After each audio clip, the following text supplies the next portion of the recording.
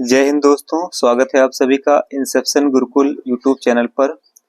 आज रिव्यू करेंगे सविंदर सिंह सर की पुस्तक भौतिक भूगोल के स्वरूप का।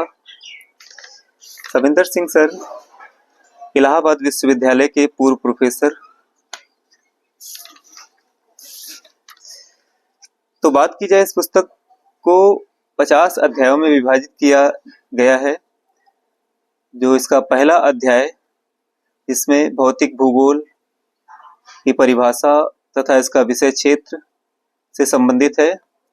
अध्याय 2 स्थलमंडल, इसमें पृथ्वी की उत्पत्ति, आयु तथा भूगर्भिक इतिहास को समाहित किया गया है। अध्याय 3 पृथ्वी की आंतरिक संरचना। अध्याय 4 महाद्वीप एवं महासागरीय बेसिन की उत्पत्ति। अध्याय 5 भू संतुलन का सिद्धांत। अध्याय 6 भू संचलन तथा तंजनित स्थलाकृतियां। अध्याय 7 पृथ्वी की रचना सामग्री, चट्टान। अध्याय 8 मृदा संगठन, उत्पत्ति तथा वर्गीकरण से संबंधित है। अध्याय 9 ज्वालामुखी एवं ज्वालामुखी स्थलाकृतियां। अध्याय 10 भूकंप एवं विज्ञान।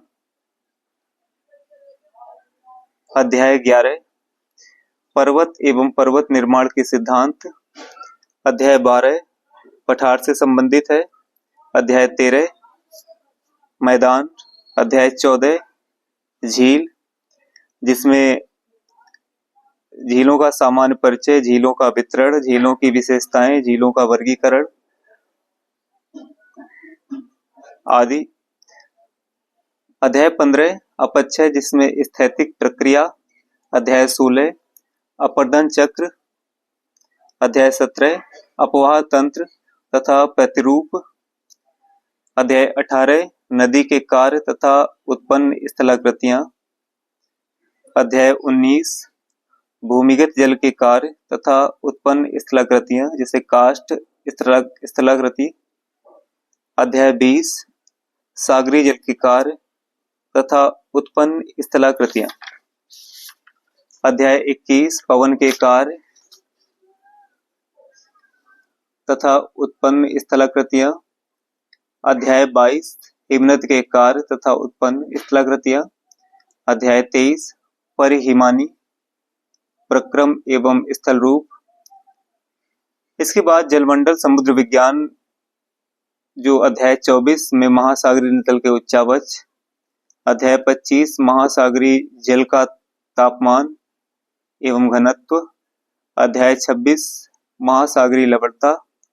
अध्याय 27 महासागरीय निक्षेप। अध्याय 28 महासागरीय ज्वार। अध्याय 29 महासागरीय तरंगे तथा धाराएं। अध्याय 30 प्रवाल एवं प्रवाल विरंजन। अध्याय 31 सागरीय संसाधन। अगला अध्याय वायुमंडल यानी जलवायु विज्ञान से संबंधित है, जिसका अध्याय 32 वायुमंडल का संगठन एवं संरचना। अध्याय 33 सूर्यातप तथा ऊष्मा संतुलन। अध्याय 34 वायु का तापमान। अध्याय 35 वायुमंडलीय दबाव एवं गतियां। अध्याय 36 वायुमंडल का सामान्य परिसंचरण।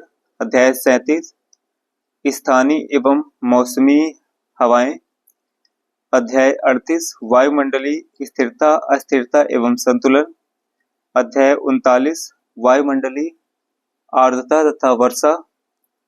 अध्याय 40 वायु राशियां। अध्याय 41 चक्रवात एवं प्रतिचक्रवात। अध्याय 42 जलवायु का वर्गीकरण। अध्याय 43 जलवायु प्रकार तथा जलवायु प्रदेश। अगला अध्याय जीवमंडल यानी बायोस्फीयर से संबंधित है, जिसमें अध्याय 44 जीवमंडल तथा उसके संगठक। अध्याय 45 पारिस्थितिक तंत्र एवं पारिस्थितिकी। अध्याय 46 जीवमंडल एक पारिस्थितिक तंत्र। अध्याय 47 पादप समुदाय। अध्याय 48 जंतु जगत। अध्याय 49 बायोम और अध्याय 50 जो इसका अंतिम अध्याय है वह जैव विविधता से संबंधित है। तो देखते हैं इसका पहला अध्याय जिसमें भौतिक भूगोल, जिसमें परिभाषा, विषय क्षेत्र तथा विकास, यानी भौतिक भूगोल की परिभाषा, जिसमें स्थल मंडल, जल मंडल, हिममंडल, वायुमंडल, जीव मंडल, जिसमें भौतिक भूगोल का विषय क्षेत्र, भूआकृतिक विज्ञान, समुद्र विज्ञान,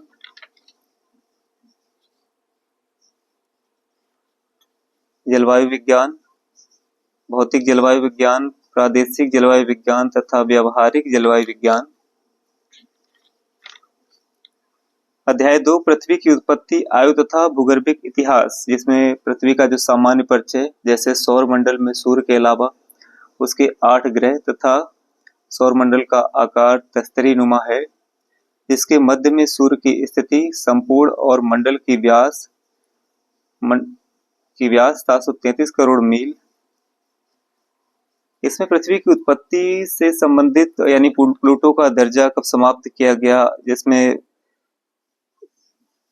अद्वैतवादी संकल्पना, जो वैज्ञानिक संकल्पनाएं जितनी भी थी, लाप्लास का निहारिका परिकल्पना, कांट की वायव्य परिकल्पना, यानी सौर मंडल से संबंधित जितने भी सिद्धांत हैं उसको बड़े विस्तृत रूप से इस बुक में सर ने समाहित किया है।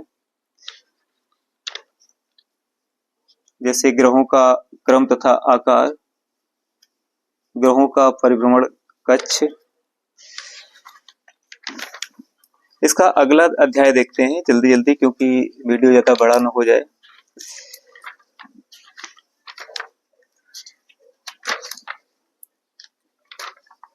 अध्याय 3 जो पृथ्वी की आंतरिक संरचना, जिसमें पृथ्वी की उत्पत्ति से संबंधित सिद्धांतों के साक्ष्य जो है। तो जैसा कि आप सभी देख सकते हैं, इस पुस्तक को सर ने विभिन्न स्रोतों के माध्यम से अपने अथक प्रयास से विद्यार्थियों के बीच प्रस्तुत किया है। जैसा कि सर ने अभी अपना एक वीडियो जारी करके विद्यार्थियों के लिए एक संदेश दिया था कि यह पुस्तक उनकी अंतिम पुस्तक होगी शायद, क्योंकि सर की उम्र भी अब काफी हो गई है और इस पुस्तक को बनाने में सर ने जितने भी विभिन्न स्रोत, यानी जितने भी सरकारी स्रोतों से संबंधित जितने भी महत्वपूर्ण तथ्य हैं उनको भी इसमें समाहित किया है और इस पुस्तक को ज्यादा से ज्यादा रोचक बनाने का प्रयास किया है। यह पुस्तक संघ तथा राज्य लोक सेवा आयोग के परीक्षार्थियों के बीच काफी लोकप्रिय है और भूगोल विषय से संबंध रखने वाले विद्यार्थी, जैसे टीजीटी, पीजीटी और भी महत्वपूर्ण परीक्षाओं में जिसमें भूगोल विषय के प्रश्न आते हैं, उन विद्यार्थियों के लिए यह पुस्तक अति उत्तम है, क्योंकि सर ने शायद ही ऐसा कोई तथ्य है जो इस पुस्तक में ना समाहित किया हो। यानी इस पुस्तक में भौतिक भूगोल से संबंधित जितने भी तथ्य बनते हैं उन सभी तथ्यों को समाहित किया गया है और इस पुस्तक का अध्ययन करने के बाद आप भौतिक भूगोल में काफी सहज महसूस करेंगे। तो कैसा लगा आपको यह रिव्यू? उम्मीद है अच्छा लगा होगा। जल्दी ही हम दूसरे पुस्तकों का रिव्यू करेंगे। आप हमसे जुड़े, आपका बहुत बहुत धन्यवाद।